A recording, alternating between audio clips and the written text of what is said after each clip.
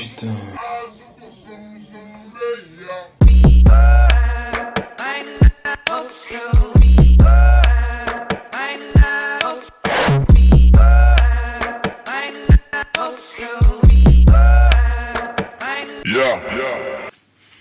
Hello guys, on dit quoi? Ouais, je sais, vous l'avez votre partie 2.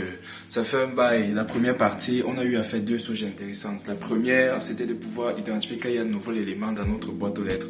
La deuxième, c'était de pouvoir savoir si on peut recevoir cette notification au niveau de Telegram, quel que soit l'endroit où on se trouve dans le monde. Donc, durant cette partie 2, nous allons faire quelque chose de plus intéressant. On va s'intéresser à un peu d'intelligence artificielle, du machine learning. On va pouvoir savoir si l'élément qui est à l'intérieur de notre boîte aux lettres s'agit d'un magazine ou d'un vrai colis. Alors, concrètement, c'est quoi le machine learning? Je ne vais pas m'étaler sur des formules super compliquées ici, et avec personne qui ne va comprendre ce qui se passe. Alors, on va matérialiser la chose de la plus simple des façons possibles. Supposons qu'on a une sorte de boîte magique, ok, avec des trous de part et d'autre, et qu'à cette boîte magique, on fait passer une série d'images. Une image 1, une image 2, une image 3, ça peut être n'importe quoi. Ces ensembles d'images vont constituer ce qu'on peut appeler, dans notre cas pratique, un dataset. Ok.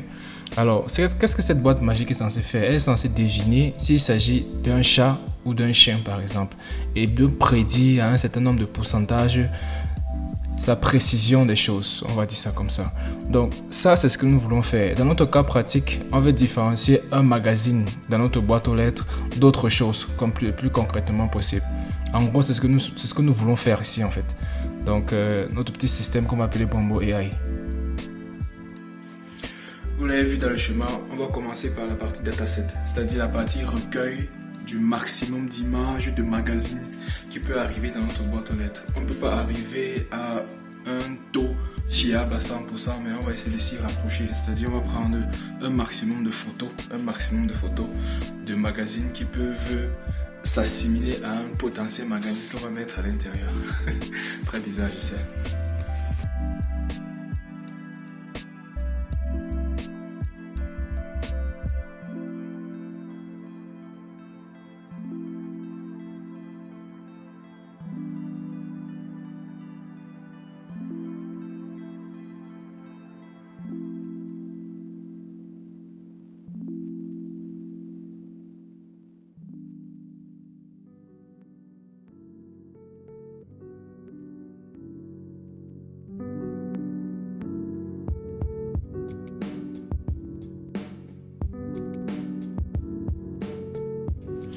Avec notre dataset en poche, on va utiliser PyTorch pour pouvoir traiter ces différentes images. On va construire ce qu'on appelle un modèle qui va nous permettre de prédire s'il s'agit d'une image correspondant à un magazine qu'on donne en entrée ou bien s'il s'agit d'autre chose. C'est ce que j'ai eu expliqué dans le schéma sous forme de boîte. Donc, on va passer à la partie code.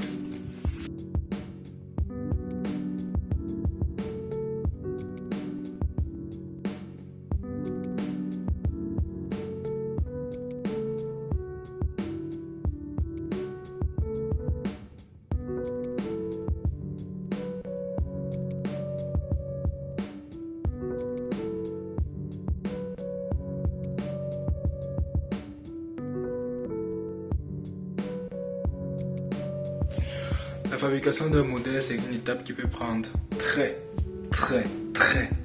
longtemps.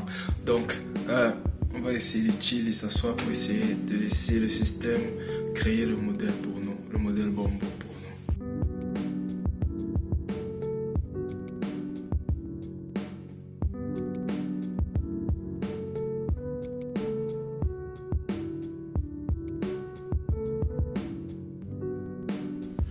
Alors, une fois que j'avais déjà mon dataset, j'avais mon code source, j'avais eu à traîner mon modèle, j'avais tous les éléments nécessaires pour aller sur le terrain, comme on dit. Donc là, j'ai commencé à faire des tests, un à un.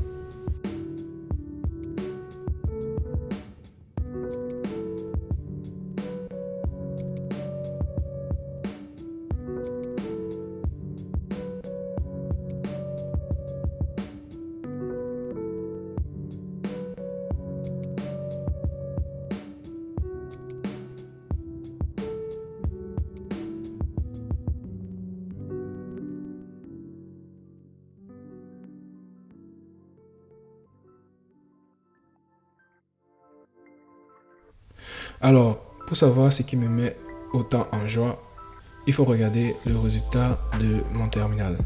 Alors, pour pouvoir faire une simulation rapide et être sûr que mon modèle fonctionne clairement, il fallait que je sois sûr qu'il arrive à savoir ce que c'est qu'un magazine. C'est-à-dire, il arrive à détecter un magazine qui est dans la boîte aux lettres et me dire qu'il a détecté un magazine. Si j'arrivais à faire ça, je pourrais facilement savoir comment gérer le fait que je sois uniquement notifié lorsque ce n'est pas un magazine. Et c'est ce que j'ai eu à voir à ma troisième tentative.